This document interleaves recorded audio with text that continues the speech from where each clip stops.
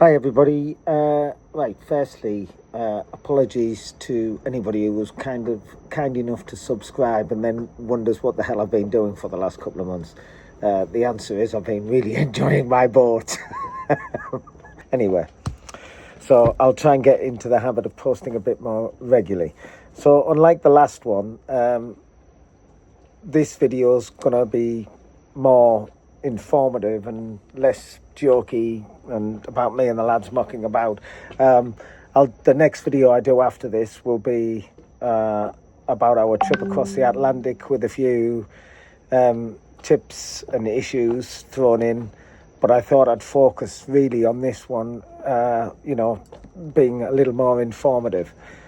So the question for this video is, did I do the right thing when I ordered a Nautitech instead of the Outremer 52 I was looking at?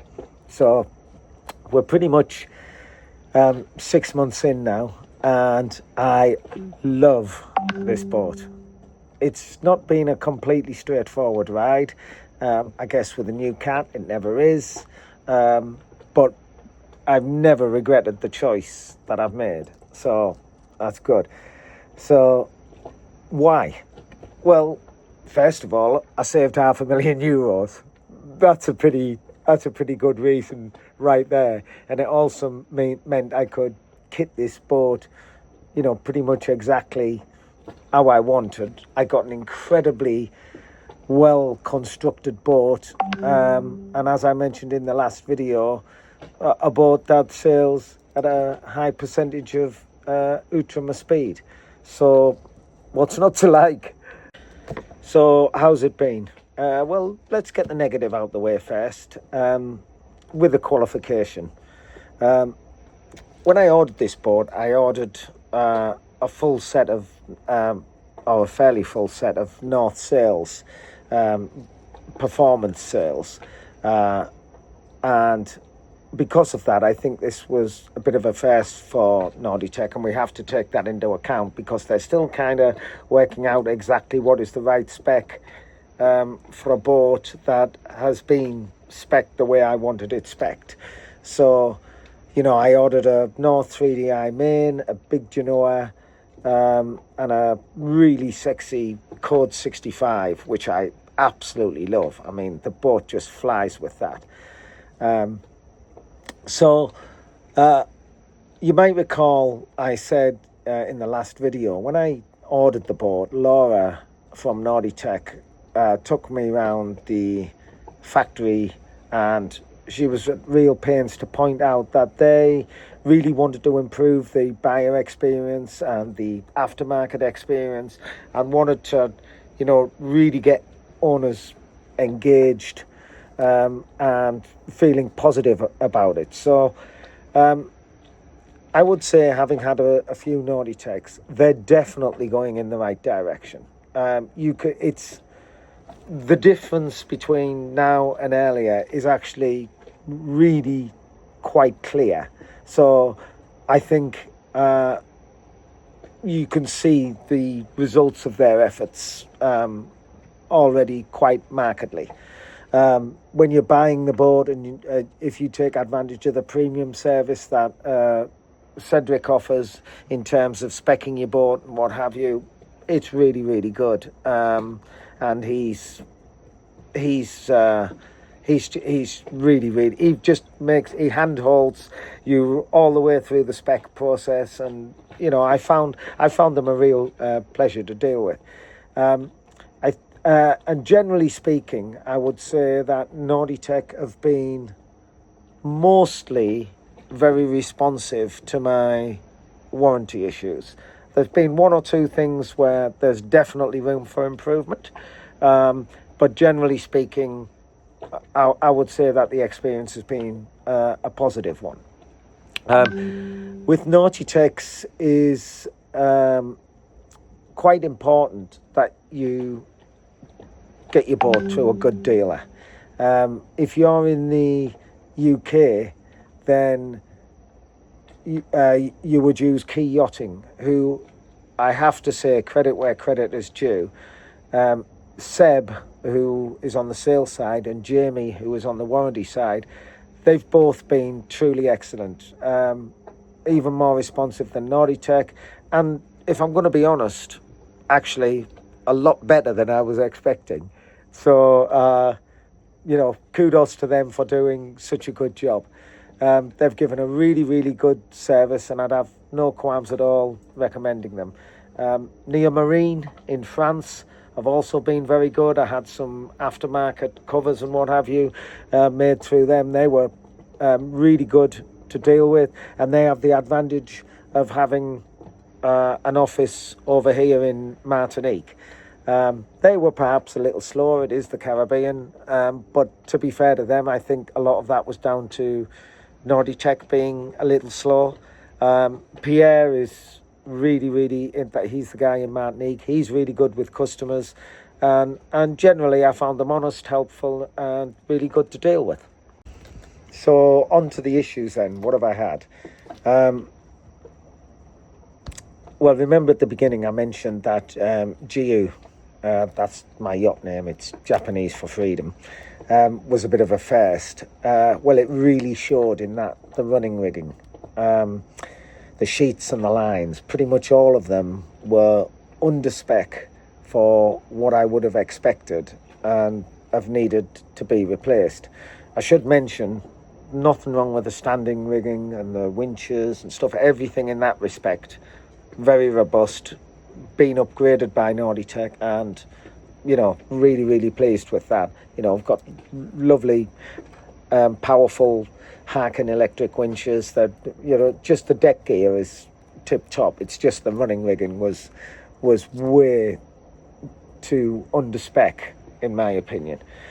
And to be fair to Nautitech, in the main they have agreed to replace everything I've complained about, apart from one issue that we're still kind of arguing a little about.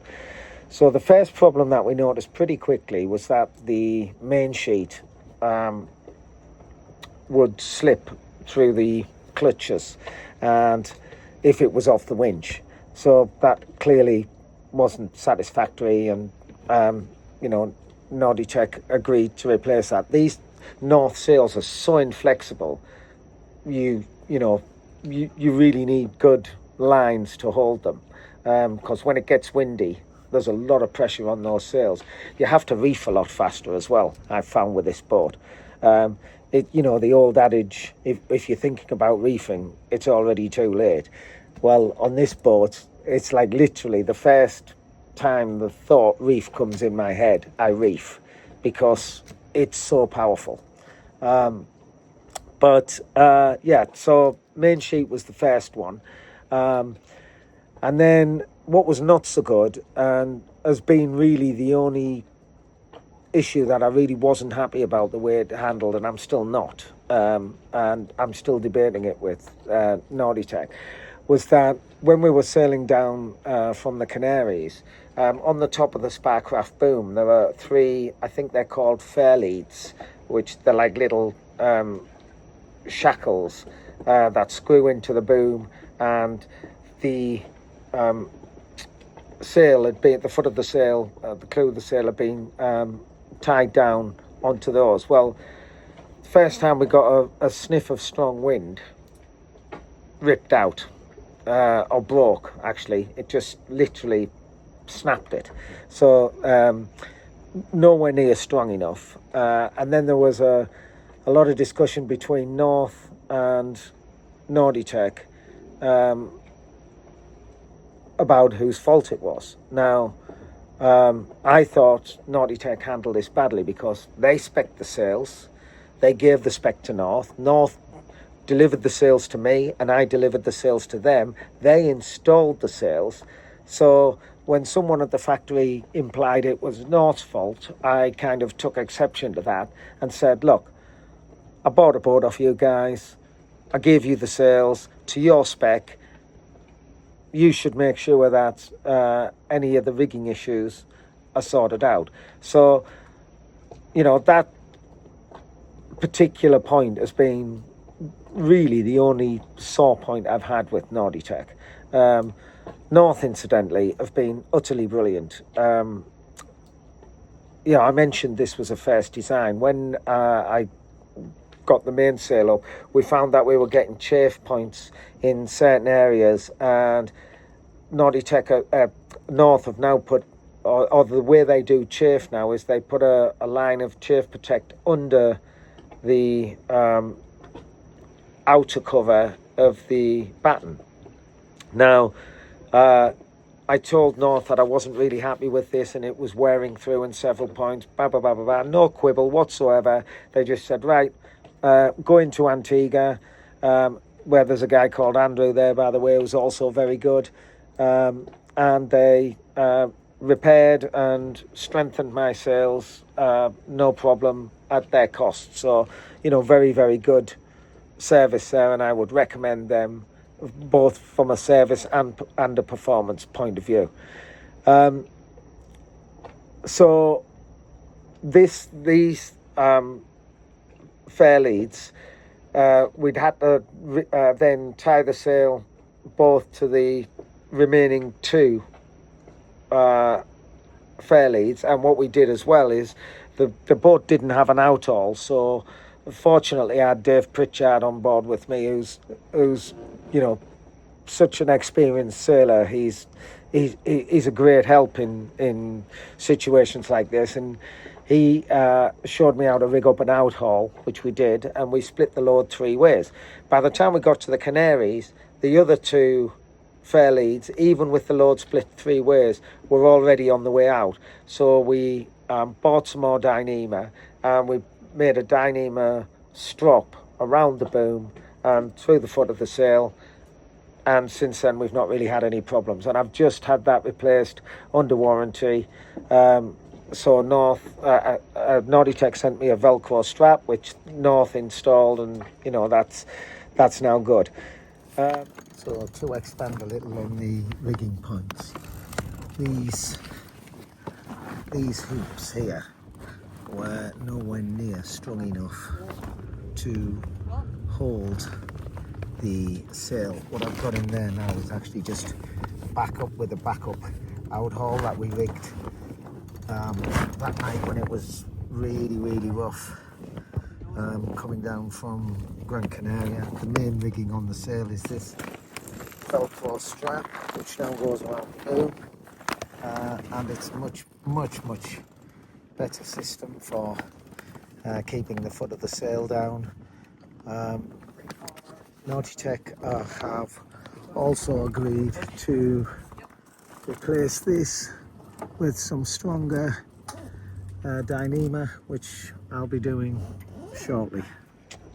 What else? So the Genoa sheets, not big enough, so they can slip, particularly the port one for some reason.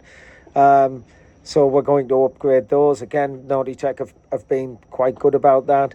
I had a rigger look at my Jenica halyard recently, and he said the core is too soft and there's too much room on the outer cover. So the reason I'm getting so much twist in my rope, which is a real pain, as many of you will know, when you're trying to hoist, if you can't get requisite tension because of that twist, or actually if you pull it up and get the tension but you've gone up too far, it can be a hell of a job getting it back down again.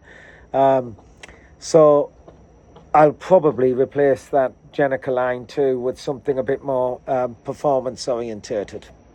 But the tack line to the Jenica as well, soft, slips through the brake, and I lose 6 inches or so over time with the pressure from the code 65, which then makes it harder to fell because the tack's not brought right into the bottom. So really all of those things Nautitech have been very good about and replaced. They also had I would say the one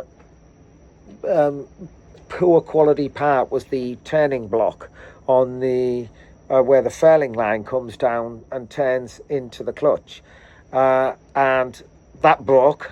And when it broke and the line changed, it was blowing, I don't know, 15-20 knots, I think, and literally the line just pulled over and the clutch exploded. So Again, on the way down to Cape Verde, we had no clutch anymore for the furling line and a snapped furling line. So we rigged a temporary repair, and we used the Jenica block and clutch for the furling line, and that seemed to work. And now that's been all fixed by Nautitech and upgraded to a much stronger thing with a piece of Dyneema and a low friction ring. So last night, this block that was on there parted, meaning this furling line shattered under sideways pressure. So what we did, then the furling line snapped,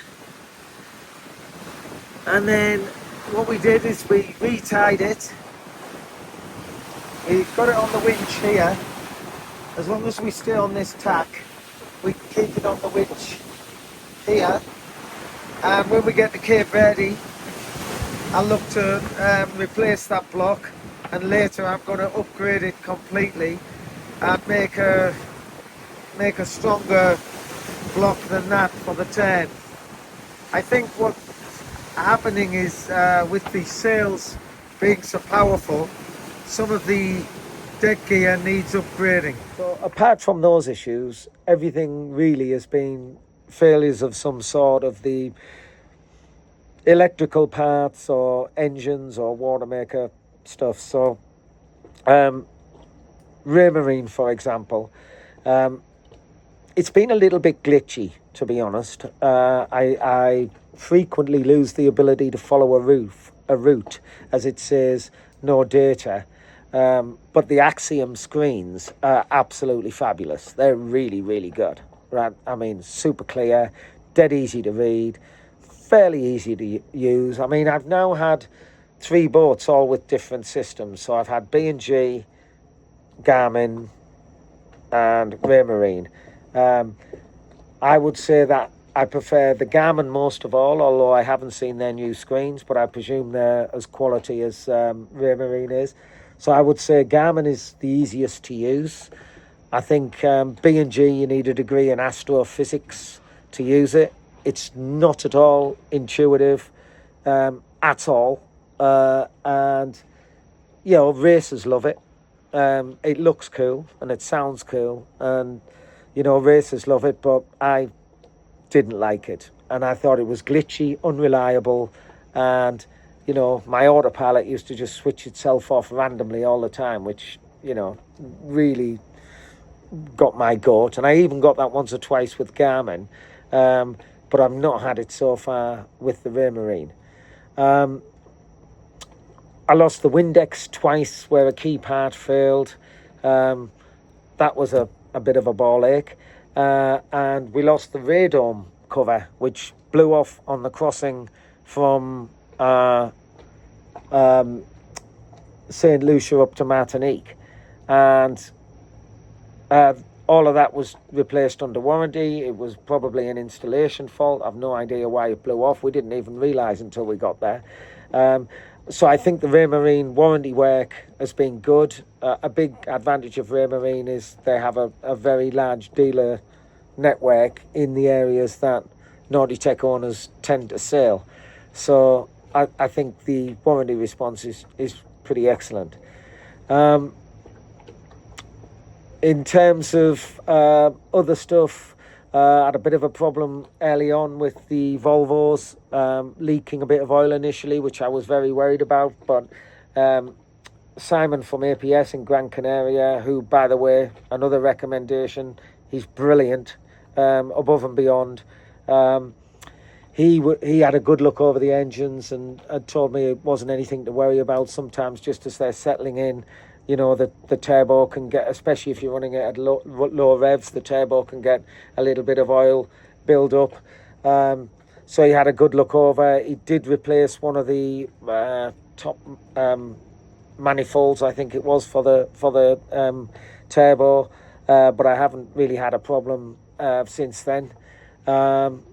Other stuff, I've had some small glitches with sail sense, not as many as other people have reported. You know, I still believe fancy electrical systems like this on a boat don't really go. I mean, they're nice to have and it looks lovely on your screen and what have you, but they always go wrong eventually. So I think there should be more of a backup in terms of gauges and stuff like that. Having said that, SailSense does have a good system in that you can unplug the bus and plug it into manual and then just go to manual switches, which is pretty cool. The wrap stripes on the side of my board, I've had some problems with those not adhering properly. Again, that's a warranty issue all in hand. On my water maker, I had the O-rings go on the high pressure hose that goes into the membrane. Felt quite chuffed with myself because I ended up fixing that myself with some telephone advice from a water maker guy.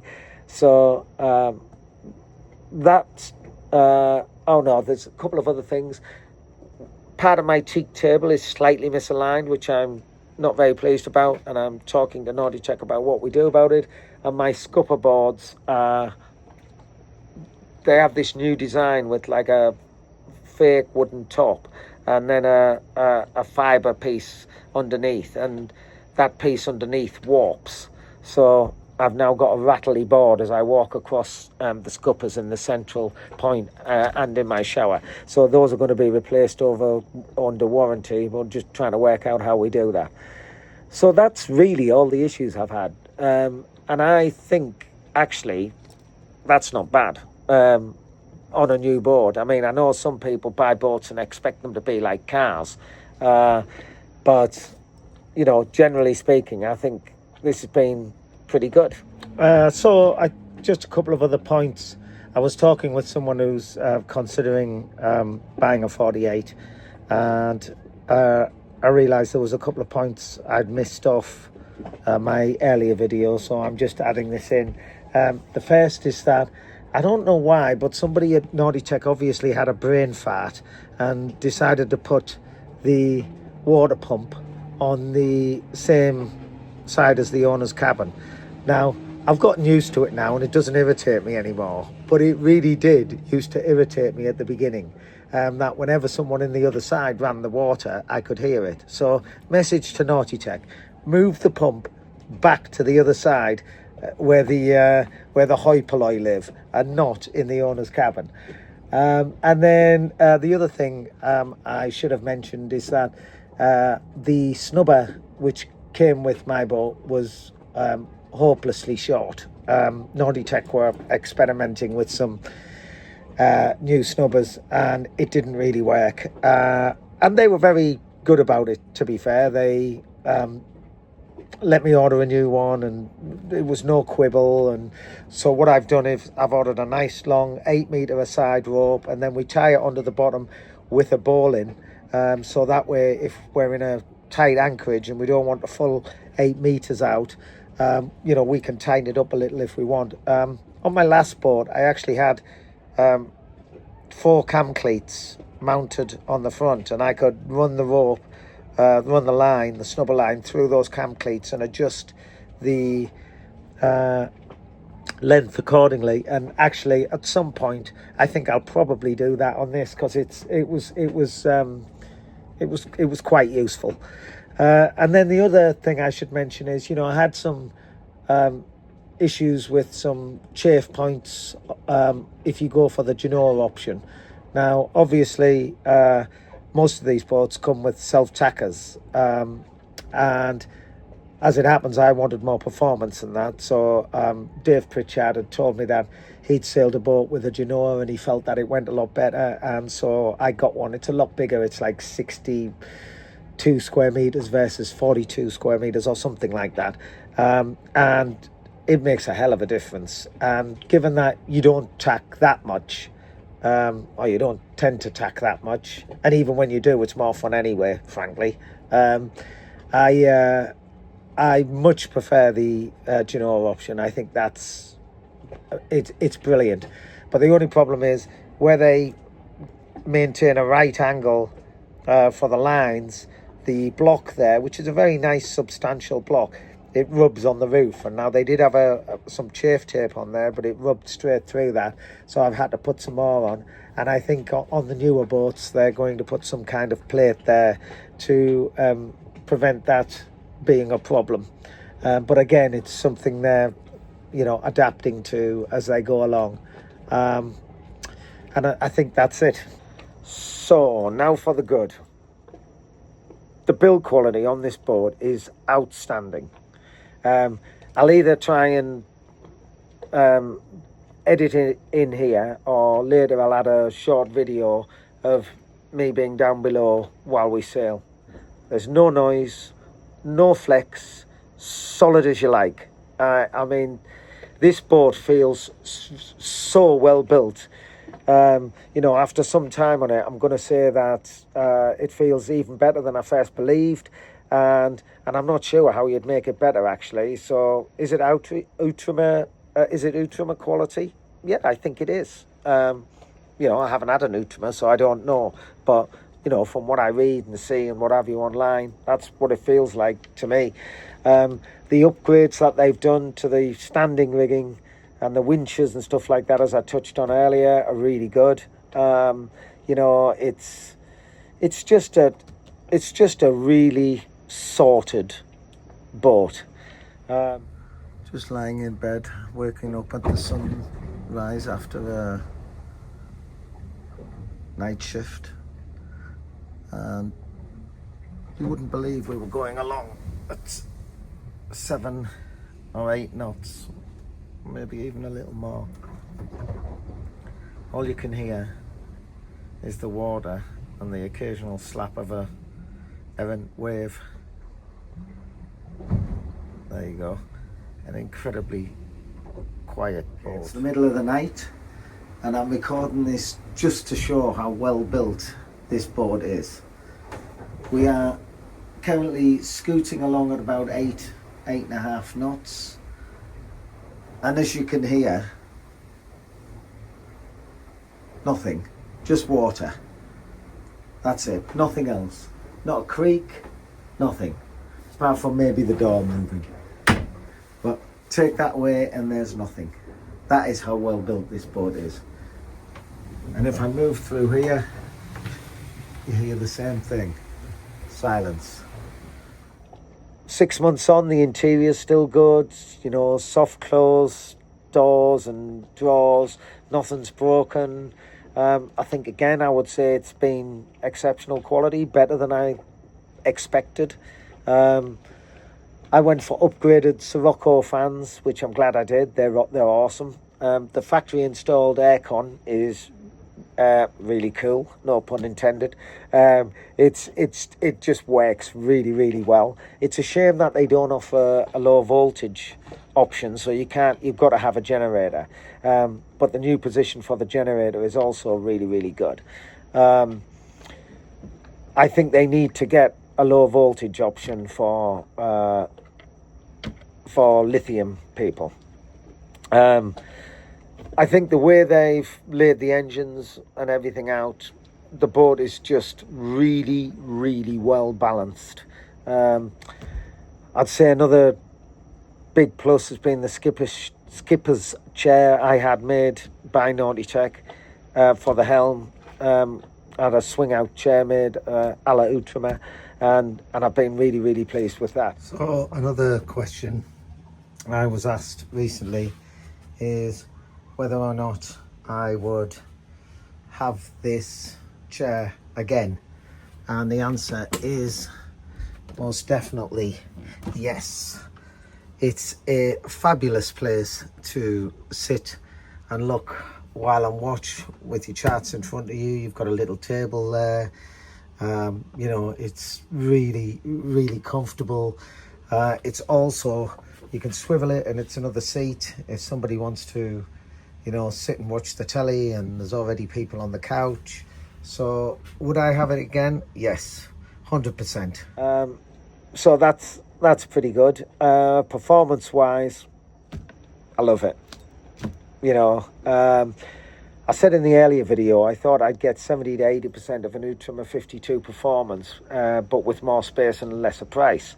And I wasn't sure whether build quality would match. Well, as I've said, we've matched the build quality for sure. In terms of the performance, well, the other day, light wind sailing, 7 to 8 knots. We were 7.4 knots, and we were doing 7.3 knots on an 80 AWA. So, you know, even generally, we were doing 6 knots in 7.5, 8. So I was pretty happy with that. It's way better than I would have gotten on my 46. And I think that's probably Outremer performance. I don't know. Tell me if I'm wrong. Downwind across the Atlantic, we had really shitty, irregular trades, so wasn't perfect, to be honest. Most of the time, probably 8 days, we just had the wing anchor up night and day, and just every day we'd drop the halyard or raise it a little just so it wouldn't get chafe. And, you know, we were getting sort of 13 to 15 knots and averaging about 7.5 knots. So, you know, I think at 165 to 180, that's probably, I'm guessing, not as fast as an Outremer, but I still think it's pretty good.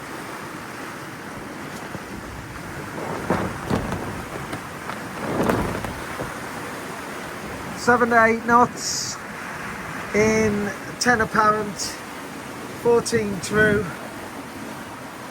occasionally 16. Wind's picking up again after a flat night. Expecting the wind to get up to 20 knots true. So we'll put a couple of reefs in the main and bring that down so we're nice and safe overnight. I might even actually put it away altogether. Yeah, quite a nice day. So we've had this up all night, averaging around 8 knots in about anything between 14 and 20 knots of wind. Absolutely no stress on the sail so far. We've got the 2 guys tight in the middle. That allows it to swing 30 degrees either side, which is what it's designed to do. And yeah, pretty good fun, as you can see. Highest speed overnight was 16 knots, or just under. Swells up about 2 meters or so now. Nothing to worry about, still very stable. We let the sock out a little bit, about 6 inches, to check for chafe, and we could see some chafe. So we've made a note every day now to move the sock a couple of inches so we don't end up with too much chafe on the top. We do have chafe protector on it already, which is good. Thanks, Dave, another great tip from you. I can usually plan for 8 knots average if there's a decent wind, or if I can get the code 65 or the new Jenica I'm likely to order. I can probably get 10 or more in 12 to 15, so the boat really flies then. If you look on my Insta, which I'll mention later, there's videos of the boat flying along, and you know, I'm just really pleased with the boat and the way it sails. The motion through the water it's just perfect, better than the Outremer. No question, it's just got such a lovely motion through the water. I love how it handles big seas. You know, upwind, it's excellent the way it cuts through the water. The new hull design is just really good, and on the 48, it just does what it says on the tin, and it looks great as well. So I think Yachting World talk a little bit about this in their recent very positive review. And of course, you know, Nautitech won an award recently, which I'm surprised they've not won more, to be honest. Honestly, I think this boat is a boat that inspires great confidence and gives you a really lovely sailing feel on the... You know, it's been endlessly debated online about the outboard helms and yada yada yada. Well, you know, they're no different to a monohull, and if you want a sailing feel on your boat, then you need an outboard helm. It's as simple as that. You're not going to feel anything sat up on the roof of your cat, you know. So anyway, that's my rather blunt, opinionated version of that. Speaking of the helms, actually, at first I hated the hexagonal wheels, but now I'm actually a real fan. I'm definitely a convert. The new helm seats are super comfortable. You can get 2 people on there. They're really, really good. So another question we get a lot is, you know, outboard helms, and what do you think of the outboard helms? Do they give you enough protection, etc., etc.? Well, firstly, when you're on a big voyage, you can put the zips on here. So this bit zips up and you're a lot more enclosed. Now, obviously, spray can come down this way and get you.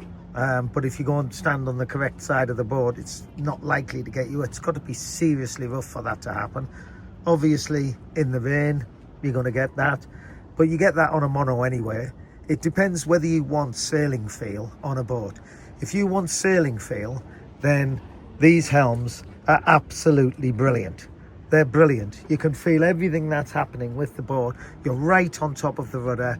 You know exactly what is happening. And that's a really nice feeling. And most of the time, you're sailing on autopilot anyway. So if you don't want to sit here, you don't have to. But as it is, you know, there's a really nice 2-person seat. It's extremely comfortable. You can also sit on it like that, which is again very comfortable. You can put your feet over here. It's just a really, really lovely position. It's great when you're going along. I find myself sitting here a lot. It's good visibility. You can see pretty much 90% of what you want to see, and if you just do that, there's the other 10%. Or you can, if you're in a really crowded anchorage and you want to keep your wits about you, you can just come up here and steer with your foot, which is what I always do. But I really don't find visibility a problem. I've only got the controls on one side. Really never found it an issue, and really wouldn't have anything other than the outboard helms. The other thing is, it makes the boat look so nice. Look, there's a 5X over there, which, you know, also has the helm sort of tucked away at the rear there, although they do have a bulkhead helm. And then compared to the Leopard and the Lagoon there, you know, obviously it's a subjective thing, and I don't wish to upset any Leopard or Lagoon owners, but I don't think personally they look a patch on the Nautitech. And if you want curb appeal, then these helms give you that. The workroom that I had done in the starboard forward locker is just brilliant. We call it the TARDIS because you can get all kinds of shit in there. Non-UK viewers will have no idea what that reference means, but it just basically means it's like one of these spaces that seems far bigger than it actually is. So yeah, that's been really, really good. Yeah, just loads and loads of little touches that make you feel like so much care has gone into the design of this boat. You know, the interior, just like even small things like, you know, proper handles on the hatches that you lift up to go into the bilges, so you don't have to use suckers, and you know, things like the really cool black davits with the it's just a fabulous design, works really, really well. You can get your dinghy really secure. The black Dyneema lines along the side with the stanchions. They're really cool. It's just, as you can tell, everything about the boat feels right to me, and you can tell just by looking at me, I love it. So all in all, I'm really, really pleased with my decision. I've got a boat that sails really well. It's super comfortable, quality's great, and I'd have absolutely no qualms at all recommending this boat. If you want, either message me on Instagram or comment on here if you've got any questions about buying a catamaran, buying a Nautitech, anything like that. I'm happy to help. My Instagram is graham.elliott.sailing.cowboy, because I often wear cowboy hats. And I've got various videos of the boat sailing on there, etc. Next video, like I said, will be more of a fun one with a little bit of information. Not quite so as informative as this one. I hope you've enjoyed it. Bye-bye.